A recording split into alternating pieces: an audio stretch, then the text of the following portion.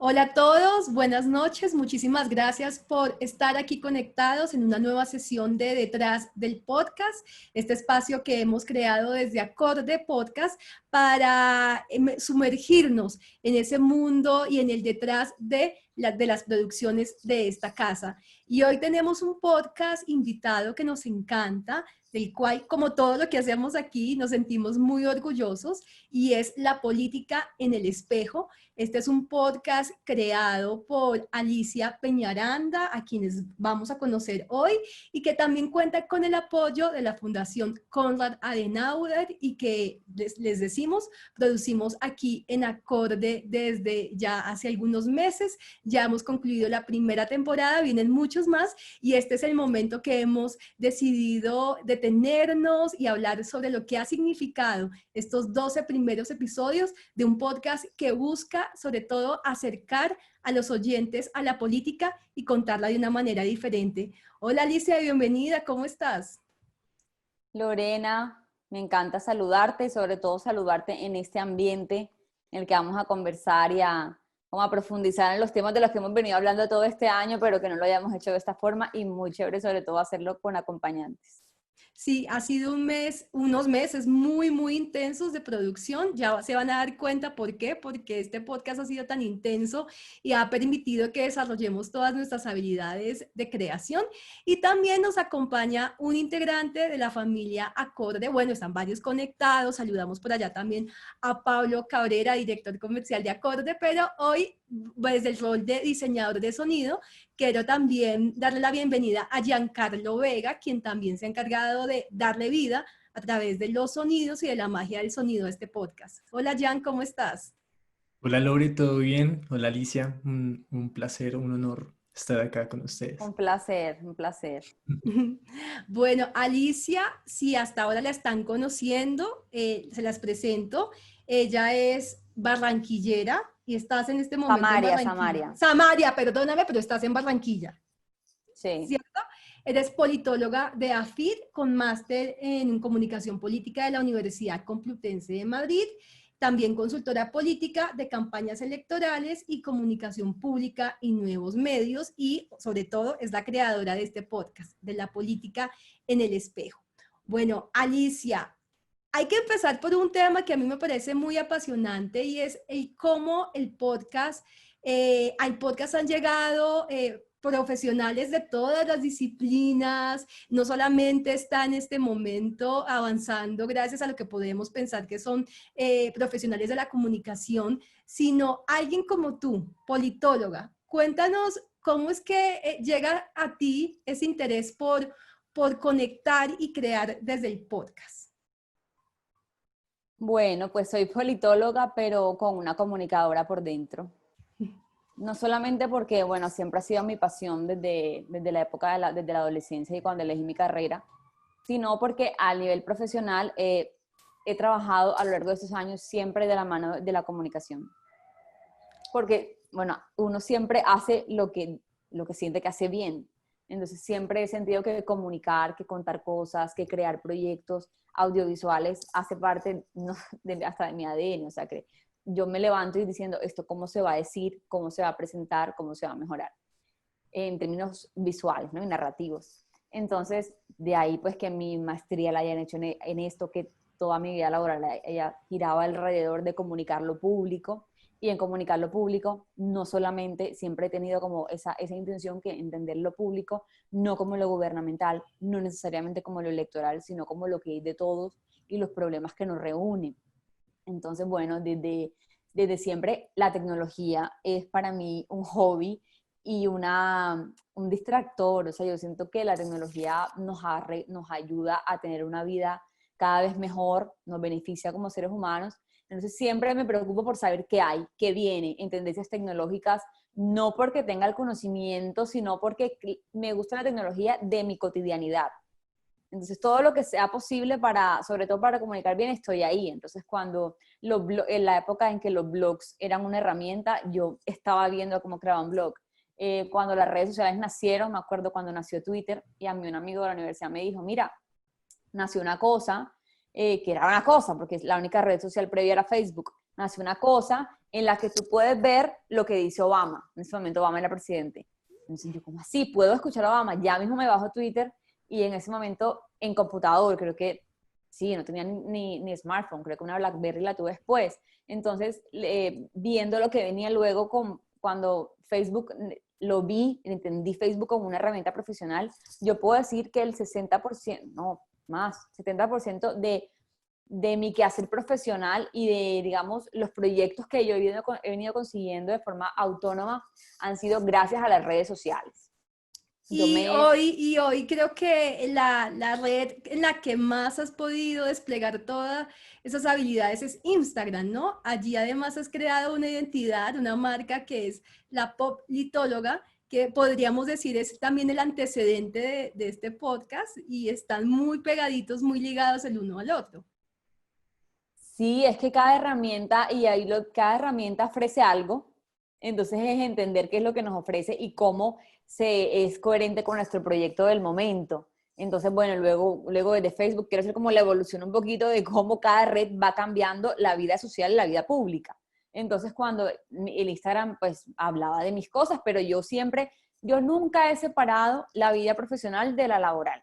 Uh-huh. No porque sienta que soy es decir, yo cuando trabajo no siento que trabajo, yo siento que disfruto y que esa es mi vida y que ese es mi día a día y mezclo una cosa con otra y sobre todo cuando me conecto con gente tan cool y como ustedes, yo no siento que estoy trabajando en una reunión con acorde planeando el podcast, para mí eso era una tertulia de amigos, entonces mi vida profesional siempre está muy cerca de la laboral. Sin embargo, el año antepasado cuando yo quería como empezar a informar más seriamente temas electorales, dije, bueno, es hora de crear una cuenta. Y en eso, predica lo que aplicas, pues empecé a darle identidad a la cuenta, construir una marca, y de ahí nació la Poplitóloga, que tiene que ver con la política pop, que es esa política popular, asequible a cualquier persona. Entonces sí, ese fue el antecedente de Instagram, la Poplitóloga como ese personaje de Instagram que narra la política, y luego dije, bueno, hay podcast, ¿qué es esto? Y bueno, ahora les voy a contar cómo le consideré que el podcast era algo muy serio, que había que tener muy en serio, y que decidí, a pesar de tener la intención, no producir hasta que no tuviera un acompañamiento técnico profesional, porque sé que detrás de esto, para que se vea bien, tiene que haber pues gente como ustedes. Y precisamente, ¿cuál fue esa oportunidad que tú creíste o que en ese momento sentiste que te daba el podcast? Es decir, ¿qué te podía dar que no te daban las redes sociales, que no te podía dar YouTube u otras redes? Me parece que también es interesante que empecemos a establecer eso. ¿Cuándo el podcast crees que puede ser útil? Y en tu caso, desde tu experiencia. Qué buena pregunta, porque nos lleva a entender el porqué de las cosas, que para mí es cualquier plan empiece con el por qué lo voy a hacer. Yo, digamos, me levanto, yo tengo un problema y es que a mí las ideas yo me estoy bañando y tengo ideas, tengo que salir a escribirlas porque me van saliendo y digo, ¿qué hago con tantas cosas? ¿A dónde las acomodo? A veces las guardo porque digo, no es el momento. Entonces tenía unos libretos escritos de temas que yo decía, esto no es una columna de opinión, esto no quiero que sea un video porque el video incluso a veces tiene distractores en términos de planeación, porque uno tiene un contenido bueno, que siente uno que es bueno, y dice, ay, pero un video, tengo que pensar en el formato, en la imagen, en la iluminación, en la escenografía. Oh, lo que yo quiero hacer no es comunicar visualmente, quiero comunicar un contenido. No encontraba la manera. Entonces decía, bueno, historias de Instagram, se queda corto. Luego IGTV nació un poco por ahí, pero estaba más centrado en la imagen. Y a mí, yo creo que por encima de las personas están las ideas y las historias. Entonces, luego empecé por ahí a escuchar podcasts, a escucharlos. Desde hace un tiempo largo he venido escuchando podcasts, sobre todo mexicanos, europeos, sobre todo los podcasts de revistas y de medios, más que nada.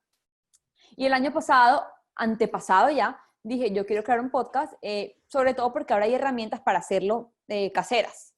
Entonces me fui, en ese momento yo estaba viviendo en Medellín, me fui a la universidad y dije, no, voy a pedir la emisora de radio para que me dejen hacerlo.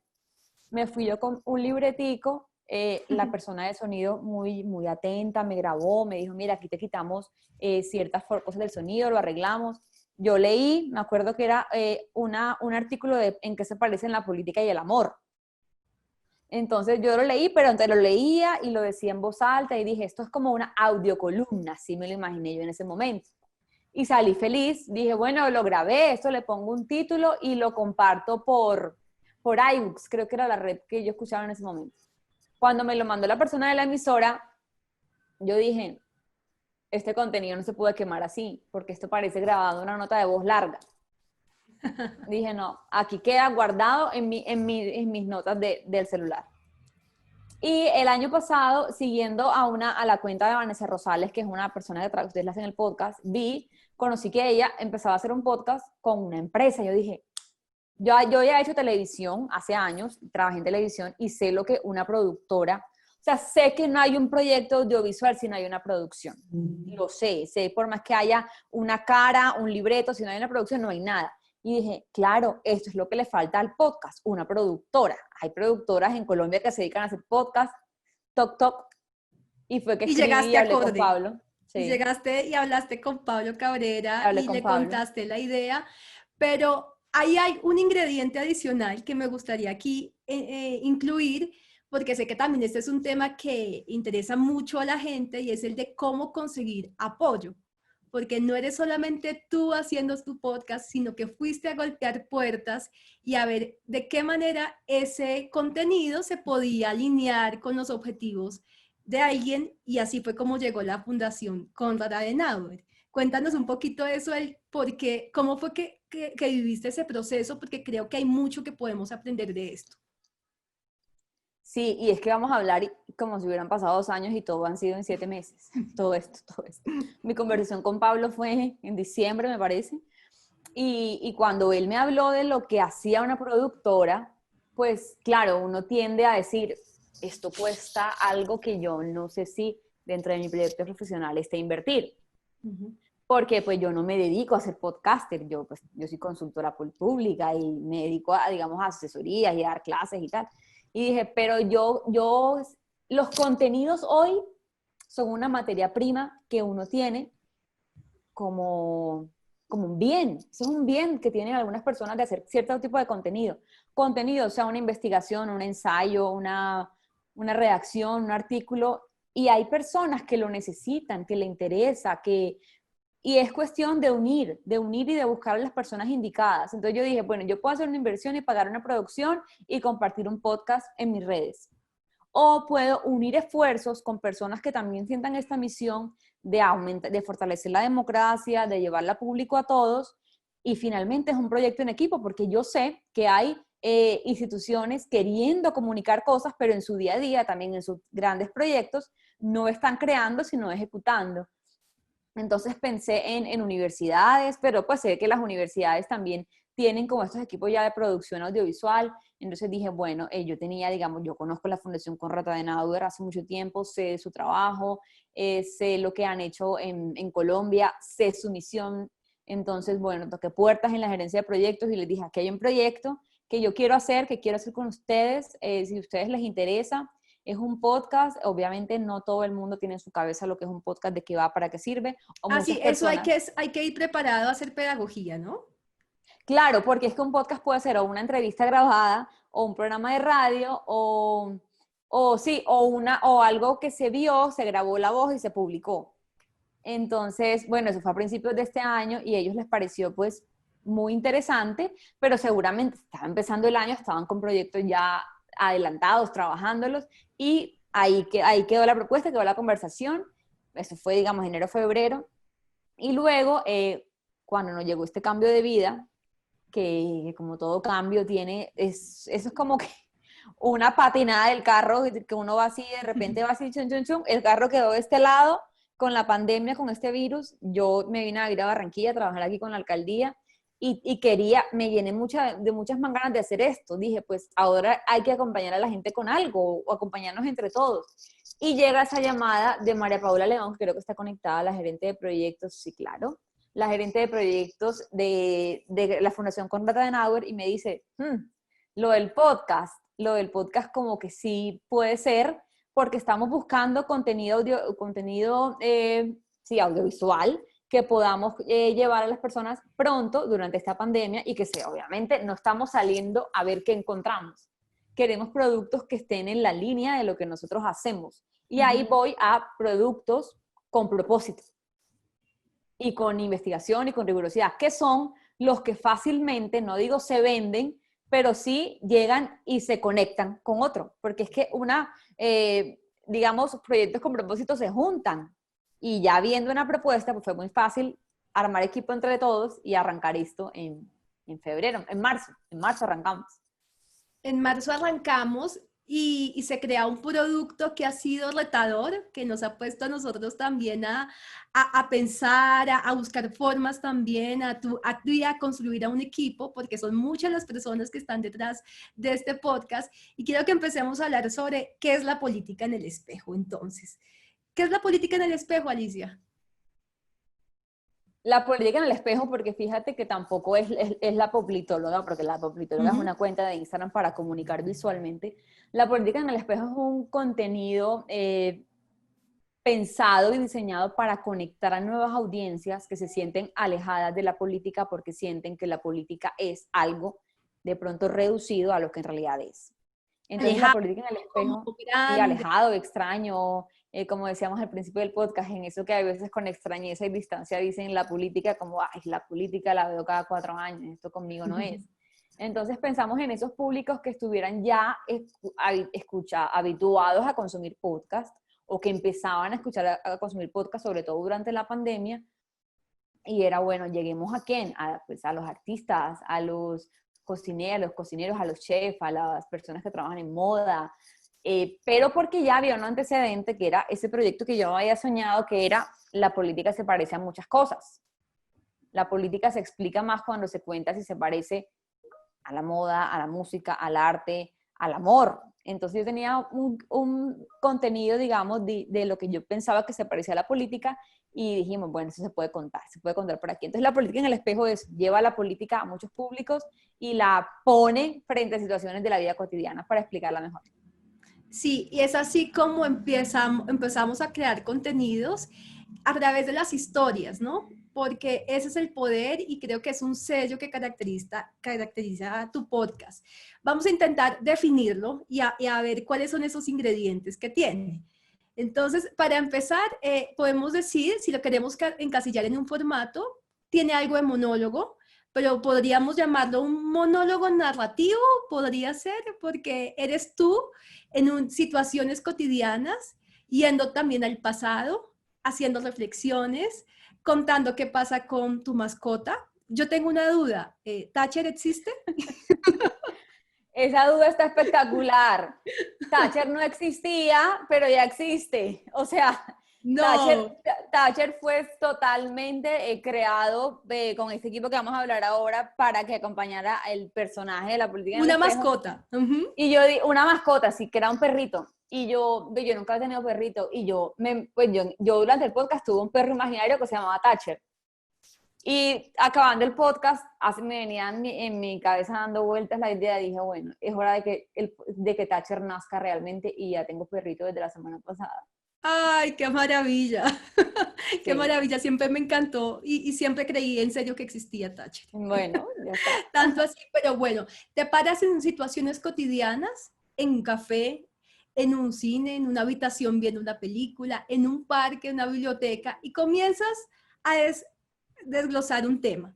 Para eso hay la necesidad de un guión. Hablemos sobre eso, Alicia, sobre la necesidad de trabajar con guiones y cuál es tu método y cómo los creaste y qué era el insumo básico con el que trabajabas.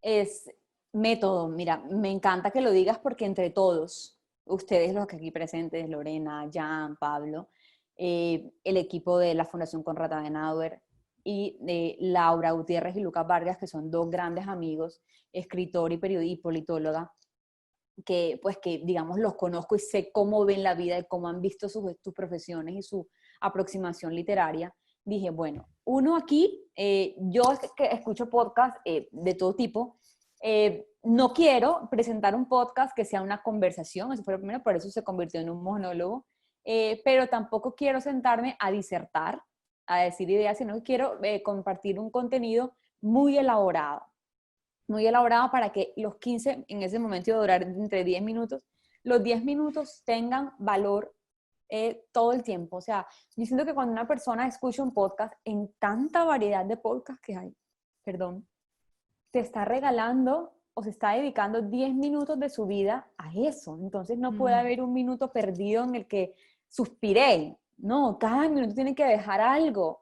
Y por eso, bueno, estaba la certeza de que iba a haber una investigación detrás, entonces por eso le pedía que el equipo estuviera conformado por 2 guionistas, libretistas, que me ayudaron con la investigación, pero además, bueno, tú también acompañándome en la parte narrativa de que este podcast tuviera un sentido y un formato.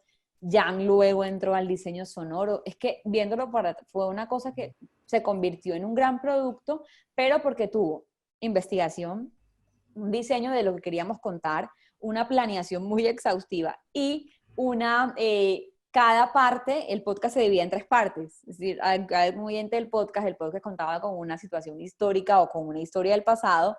Luego el podcast ofrecía datos y llevaba a la vida cotidiana, porque ese personaje, que tampoco era Alicia Peñaranda propiamente la que estaba viviendo ahí, porque de hecho, me encantaba porque en pandemia que no salíamos, mi forma de pasear era esa. Entonces yo en el podcast fui a un museo, fui a un parque, mientras hacía todo aquí en mi casa. Ahí ese personaje hacía cosas y al final ese personaje contaba 2 reflexiones y una invitación. Porque no se trata de dar información por darla, sino por luego lo que queríamos y sobre todo el compromiso con la fundación era ese, crear democracia y hacer que las personas tuvieran ese valor político también, llegaba al final de la mano de las reflexiones y la invitación. Y queríamos un sello sonoro, que ustedes también lo tenían pues muy claro desde el principio y ese es uno de los fuertes de trabajar con una productora. Que si yo me hubiera grabado 10 minutos, como hice algunos simulacros, eso no hubiera sido nada de lo que fue. Luego entra Jan a recrear cada momento, a poner cada sonido, a que lo que se convirtiera en un viaje, como era cada podcast, un viaje a algún lugar, a algún momento histórico. Sí, y precisamente quiero hablar con Jan en este momento también, Jan, porque ese trabajo que tú has hecho creo que vale la pena que lo destaquemos y es la oportunidad también para mostrarle a la gente, no todo el mundo lo conoce. ¿Qué hace un diseñador sonoro, Jan? ¿Y cómo podríamos describir lo que es el trabajo de diseño de sonido? El trabajo de diseño de sonido yo siempre lo he visto como un cuadro, ¿sabes? Como dibujar y de hecho, ahorita como le decía Alicia, la idea del podcast era como tal trasladar a las personas, ¿no? Entonces, fue un trabajo bastante riguroso como el hecho bueno, yo cómo hago que una persona que esté sentada en la sala de su casa, cómo hacerla sentir en un parque. Entonces, como te digo, mi visión de diseño sonoro es como tener un cuadro enorme y un montón de lienzos y uno ver cómo empieza a plasmarlo todo, obviamente teniendo en cuenta la cuestión de las intenciones de las voces que Alicia también daba para cada situación, pero más que todo era como ese proceso de recrear paisajes, de recrear situaciones específicas y lugares específicos. Sí, partamos, por ejemplo, partamos de un ejemplo. Eh, la política y el deporte. Es un podcast, a mí me gustan mucho todos los episodios, pero algo tiene ese podcast que me parece que lo hace especial. Recuerdo que ese podcast inicia en una estación de metro. Alicia, ¿cierto? Ahí estabas en una estación Sí, de metro sí. y tú en tu voz le dices a la gente, estoy aquí, miren los hinchas, es increíble cómo la gente se deja llevar por sus pasiones y cómo el deporte los alimenta. Y esa voz tuya la grabas, te llega Jan y Jan, bueno, empieza a trabajar y a ver, mi reto es hacer que el oyente sienta que Alicia está en una estación de metro. Obviamente por pandemia no grabaste desde una estación de metro. ¿Cuál es el trabajo, Jan? Y primero porque Bogotá no tiene metro. Ni tampoco estaba en Y Medellín. Barranquilla tampoco, todavía. Ah, bueno, de hecho, sí, no recordaba, pues no tenía como muy presente ese episodio, pero ese episodio creo que fue de los más bonitos que hice del principio. Como le decía Alicia, los episodios se dividían en 3 segmentos, la situación, como los datos y las 2 invitaciones y la reflexión.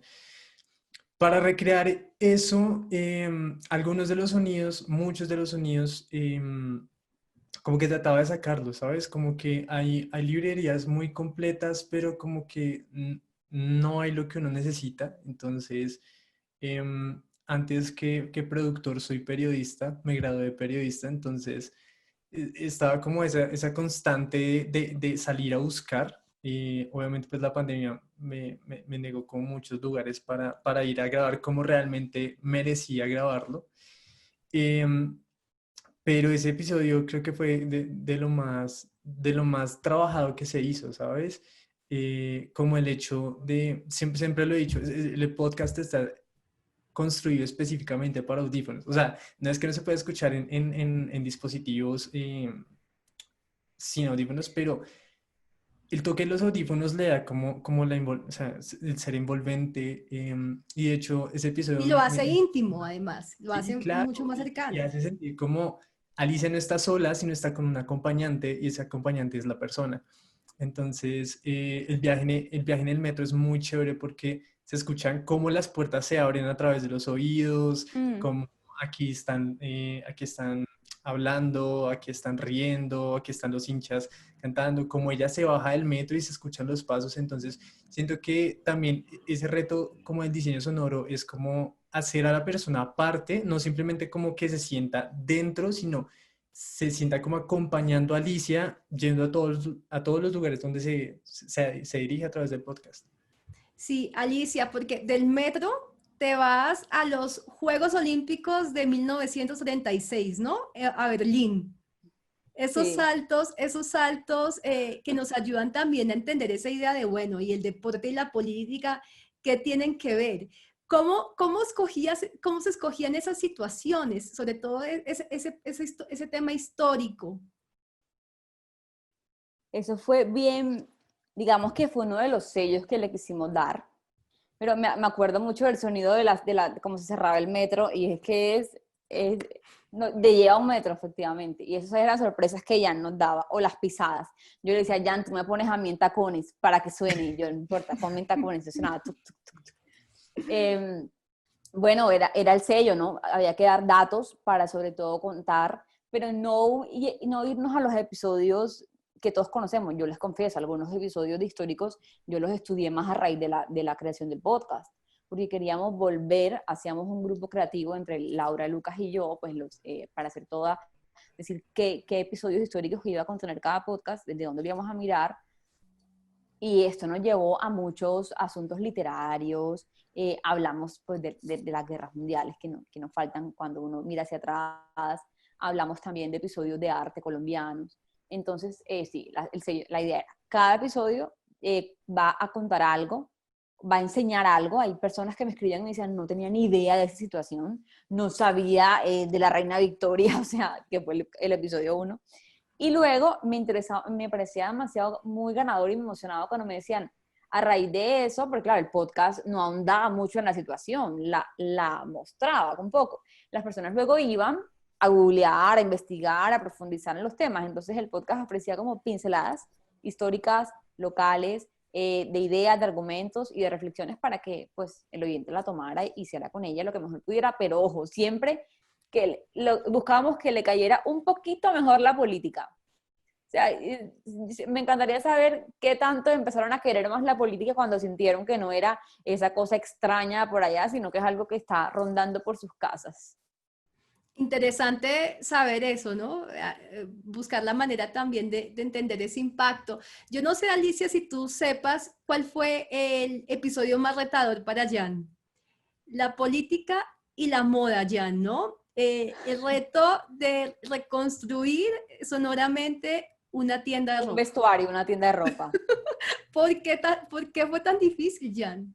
Yo me acuerdo el día en el que grabé ese episodio con Alicia y empecé a ver el guión. Y le dije a Lorena como, Lore, yo toda mi ropa la compro por internet. Yo no voy a una tienda de ropa desde que tengo como 10 años. Entonces, creo que eso fue lo más difícil, ¿no? Y estuve como viendo mucho Fashion TV, como Ok, tratar ok, para ver si salieron así.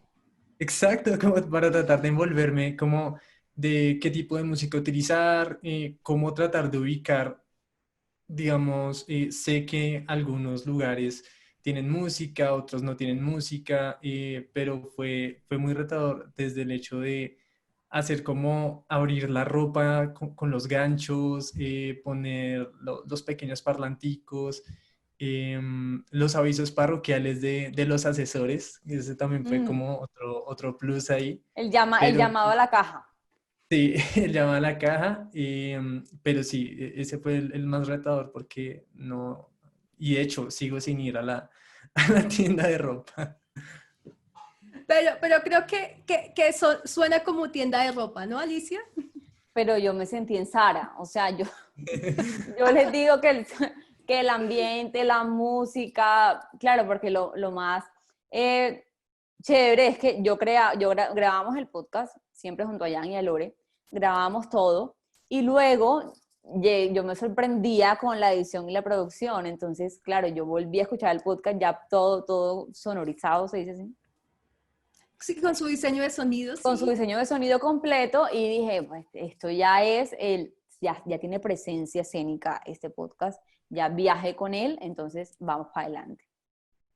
Claro, y todo eso en función también de un mensaje y de una intención que tú querías llevar. Y ahí es cuando también el uso de todos estos elementos, Alicia, no son decorativos. Y es muy importante, creo que destacar eso y es el cómo la voz, la música, todos los elementos sonoros, algunos les llamarán efectos, otros paisajes sonoros, todo debe servir a una intención, no son elementos decorativos. Hmm. Cada cosa, es que nosotros, un timbre, de verdad, ¿timbraremos así o no? Me acuerdo cuando grabamos el de política y cocina o animales, me acuerdo que era en un mercado, decíamos, pero ¿cómo suena el mercado? ¿Hay gallinas o no? O sea, ¿qué suena en un mercado? Porque es que cada partecita, cada segundo debe comunicar algo. O sea, no hay una pisada porque sí, no hay un sonido porque sí, suena un himno es por algo, porque por eso es un podcast. Así como en los que hacen televisión, hasta el cuadro que está colgado en la pared comunica algo, pues en el podcast todavía más. Y yo esto me lo tomé muy en serio, que creo que uno en la vida, pues sobre todo cuando entra a terrenos en los que ya está pasando cosas, tiene que tomárselo muy en serio.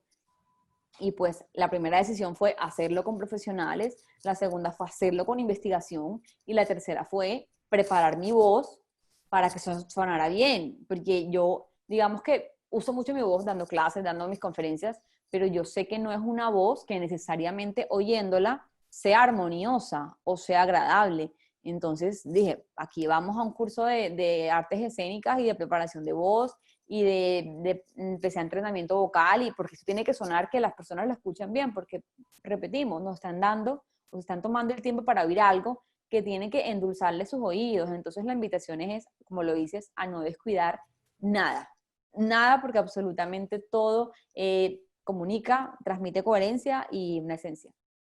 Claro, y Jan, frente a los insumos, la música, ¿no? Hablamos mucho nosotros internamente sobre cómo usarla, dónde no usarla, pero para ti como diseñador de sonoro, ¿cuál es el papel de la música en un podcast como La Política en el Espejo? Para mí es muy importante, principalmente porque, así como lo decía Alicia, como que nada se tiene que poner por poner, sino todo debe tener una intencionalidad. Y básicamente la música siempre la ponía muy amarrada a la voz de Alicia. Creo que la voz de Alicia fue algo que se pudo moldear y trabajar bastante bien.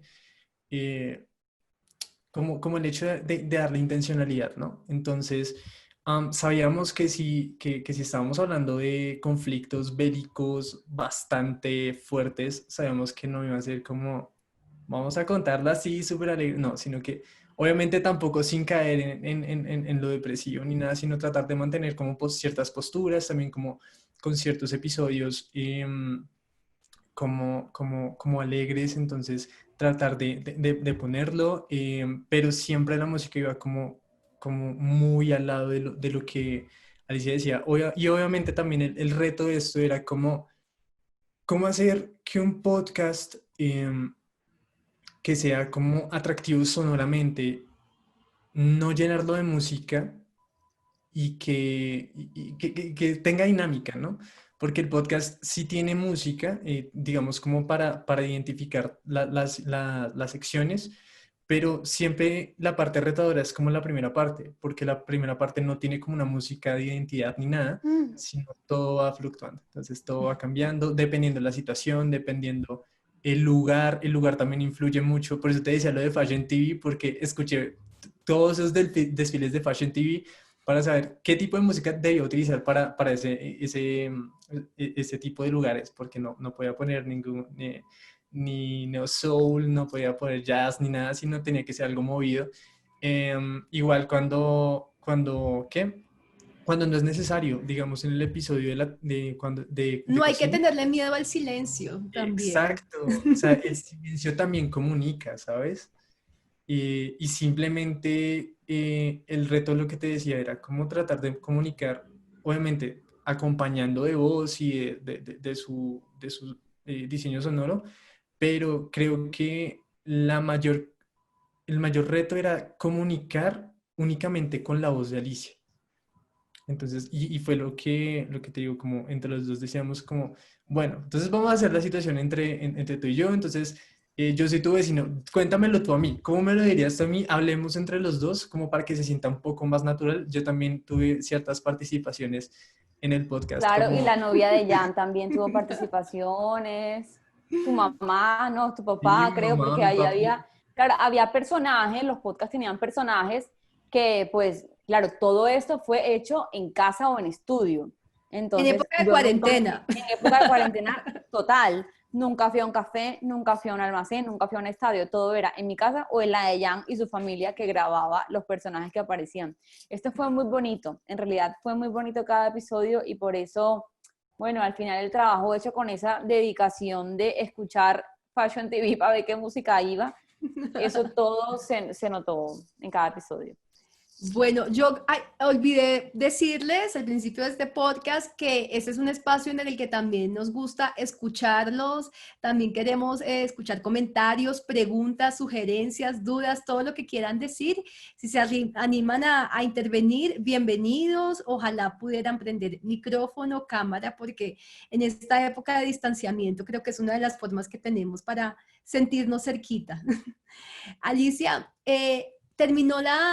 terminaron los 12 capítulos, la primera temporada de la política en el espejo. ¿Qué balance haces? Y sobre todo con la fundación, con Konrad Adenauer, ¿qué sienten que pudieron hacer con el podcast? ¿Cuáles como esas sensaciones que quedaron? Sentimos que valió la pena el riesgo, fue un riesgo. O sea, Sí. no tenemos que decir que esto sabíamos que iba a salir bien, podía no haber salido bien, podía no haber, digamos, logrado tanto. Y la meta era llegar a, no teníamos meta de números, pero sí teníamos meta de conexión y de que el mensaje trascendiera. Y al final logramos que audiencias que no se conectaban a podcast lo hicieran a través de esta herramienta, que no fuera un podcast únicamente pensado para nuevas generaciones, sino que había todo tipo de edades y de eso dio cuenta las estadísticas. También fue un podcast que tenía oyentes fieles. Digamos, el que oí el primer capítulo, el episodio, escuchaba todos e incluso las personas tenían la deferencia de escribirme a decirme me gustó esto, veo esto, espero el siguiente. El podcast también salía semanalmente y pues se convirtió en plan para mucha gente. Muchos amigos y conocidos que yo sé que no tienen nada que ver con la política, o sea, que de cosas votan, me escribían, ¡ah! Esto es político. O sea que si decido no comprar más botellas plásticas, eso es política. Es decir, que si me gusta leer y escribir, puedo influir en política. Entonces, esas inquietudes que fueron quedando, ese acercamiento con la política, nos damos por bien servidos. Sentimos que además fue un producto que transmitió algo de principio a fin y que también hemos notado que quedó algo en la cabeza de la gente. O sea, creo que le preguntas a algún oyente, ¿el podcast que te quedó? Y no, pues no de todo lo que uno ve hoy, uno dice, me quedó esto. Pues notamos que a las personas algo les quedó. Entonces, por eso sabemos que vale la pena, pues vimos que vale la pena, que funcionó, que de pronto también el confinamiento lo promovió, pero que, por ejemplo, yo sé que los podcasts las personas lo están escuchando muchísimo en el carro ya, en lugar de escuchar la emisora, haciendo deporte. Entonces yo creo que no, tampoco fue un asunto coyuntural. Pues Y de pronto la coyuntura nos llevó a hacerlo más rápido. Y en cuarentena cocinando y haciendo oficio. Total, no, total, ese es mi plan. Yo a veces digo, quiero barrer para ir a un podcast. O sea, quiero cocinar porque es el momento de conectarse con el podcast, saber que doy play y que, como decía Yana ahora, esa persona me está acompañando o ese podcast me está acompañando. Esto es un producto que, como hablábamos antes, va para arriba y bueno, chévere que estos espacios sirvan para motivar a más personas a que hagan sus podcasts. ¿Y viene segunda temporada o qué va a pasar con el podcast? Ahí nos quedan temas. María Paula, la gerente de proyectos de la fundación y yo hablamos y decimos, qué bacán hablar de política y esos pues nos hacen pensar en que ojalá así la conversación pueda continuar. Entonces, por ahora este año creo que es tiempo incluso de reescuchar, de volver a escuchar los podcasts. Yo soy la primera que a veces escucho alguno por ahí porque claro, cada podcast tenía mucha información, entonces vale la pena oírlo 2 veces y digamos que siga rotando por este resto de año. Creo en las temporadas y las temporadas creo que no deben ser seguidas, debe darse un tiempo a que pasen cosas, a que la creación vuelva y vuele y pues sí, creo que la conversación va a seguir. Bueno, con tal de que no sea como las últimas de Juego de Tronos, cada 2 años. No, esa es otra. Tiene que ser el producto que la persona espere cada 2 años. Creo que la política tiene mucho tema que no necesitamos hacer. O sea, los libretos, digamos, los hacemos, pero los temas están. No hay que pensarlos mucho. Claro, claro, Alicia.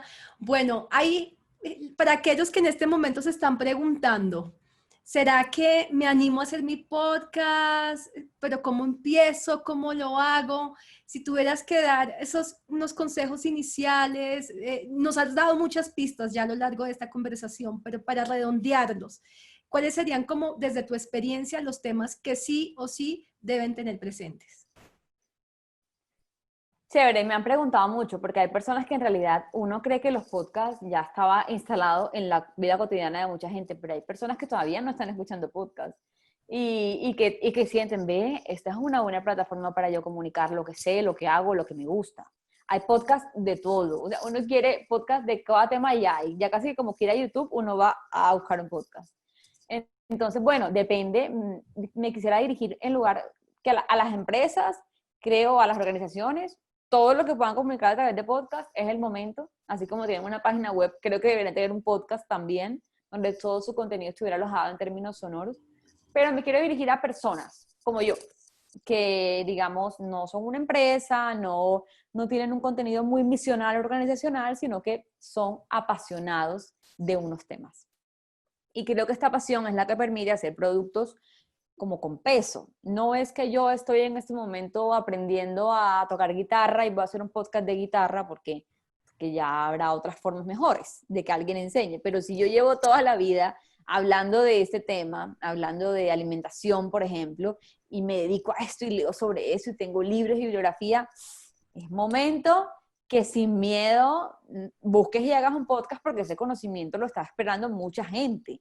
Y no tienes que preocuparte por cómo te ves, por el registro, simplemente por investigar, documentar, organizar el contenido, lo que se quiere contar y pues contactar a profesionales en el caso que puedan hacer una alianza o una inversión o incluso ya hay instrumentos para hacer podcast caseros cuando el alcance es menor. Si mi alcance son mis estudiantes, por ejemplo, de mi clase, pues puedo hacer un podcast casero, pero si mi alcance es como el nuestro, que queríamos una gran población, hay que tomárselo en serio y esto es como hacer una serie de televisión. Nadie va a hacer una serie con su celular, sino que busca profesionales. Y sobre todo tener también presente lo que tú dices, que es un compromiso, generar contenidos con frecuencia. Si dices que vas a publicar un determinado día, hay que cumplir esa promesa. Pero creo que también una de las cosas más interesantes y creo que las preguntas que siempre nos hacemos es en torno a la financiación, en cómo tener recursos, cómo hacer que esto se valorice como se hace cualquier trabajo, ¿no? Creo que tú no lo decías, lo tienes muy presente, pero no sé si sientas que hay algo más que se puede hacer y otros consejos que puedas hacer para quienes estén pensando en, bueno, ¿y cómo pago no solamente la producción, sino cómo hago que esto también me pague mi trabajo, mis tiempos? Ok. Hablabas también ahora de como recomendaciones así puntuales en términos técnicos de la producción. Yo pensaría que uno un podcast también debe planearlo desde un principio. O sea, no es, voy a abrir un podcast y voy a grabar cuando quiera, no. ¿Cuántos episodios vamos a hacer? ¿Cuántos van a durar? Y el contenido debe ser especializado. Es decir, yo soy politóloga, trabajo en comunicación política y mi podcast no era un podcast de comunicación política. Mi podcast era de política en la vida cotidiana. Es decir, tiene que haber un rótulo, un marco muy claro para que la persona que lo oiga sabe qué va a encontrar. Entonces, eso, ser muy específico en él, saber cuántos episodios va a haber, no coger el micrófono a improvisar y a suspirar, y tampoco coger el micrófono a entrevistar gente, porque sí, puede haber micrófonos ¿qué micrófonos? Podcast de entrevistas, claro, y son muy interesantes, pero tienen que tener también una producción porque no pueden ser 40 minutos de 2 personas hablando. Entonces, darle ese enfoque. Y bueno, de financiación, creo que así como uno tocaba las puertas para presentar proyectos de todo tipo, no sé, comunicativos, audiovisuales o incluso a ONGs, yo creo que el podcast es una forma más. Todo hoy se puede presentar en podcast. Comercial, organizacional, misional, educativo. Todo lo que ustedes hacen o lo que quieren hacer, llevarlo al podcast. Pensar, ¿esto cómo se puede decir así? Entonces, ahí las puertas se tocan del que esté interesado en apoyar ese tipo de contenidos. Creo que uno como freelance o un influencer, dedicarse a hacer su podcast, pues no sé cómo, la verdad no sé mucho cómo un influencer se sostiene, no tengo claro cómo lo hacen, pero, pero me imagino que también eso irá un poco de así como pues hacen historias para Instagram TV y también los patrocinadores llegan, en la medida en que ya existe un podcast, pues será más fácil que haya una financiación. No sé, si alguien quiere empezar a ser vegetariano o a empezar a hacer deporte, pues seguramente si hace un podcast serio, bien hecho, investigado, es posible que un gimnasio le diga, te lo patrocino, prefiero patrocinarte a ti, que tienes tu podcast serio, a pagarle, no sé, a un medio de comunicación cualquiera. Sí, además, Especializarse, ser buenos, ser concretos y tomárselo en serio. Creo que ahí llega la plática. muy buenos esos consejos, Alicia. Creo que has dado en el clavo en muchos de ellos y pues nos ha encantado acompañarte en este proceso. Esperamos también que vengan muchos episodios, muchas temporadas más, porque sin duda hay mucho por hacer todavía. Y quiero agradecerles también a todos por habernos acompañado en este espacio, en esta sesión de Detrás del Podcast. Alicia, ¿cómo te pueden escuchar? Recordémosle a la gente cómo puede contactarte. Bueno, el podcast La Política en el Espejo lo encuentran en todas las plataformas así, como La Política en el Espejo, en Spotify, en Google Podcast, en Apple Podcast, en Spreaker, que es la plataforma donde está alojado, en mi página web www.aliciapenaranda.com, en las redes sociales @lapolitóloga, en Twitter @aliciapenaranda. Bueno, ahí por las redes siempre nos encontramos, es decir, no hay pierde, no en redes encuentra lo que quiere encontrar. Y espero que los que no han escuchado el podcast se den la pasadita por ahí, lo compartan, porque esa es, como dice el podcast, una de las formas de hacer que a la gente le empiece a caer mejor la política.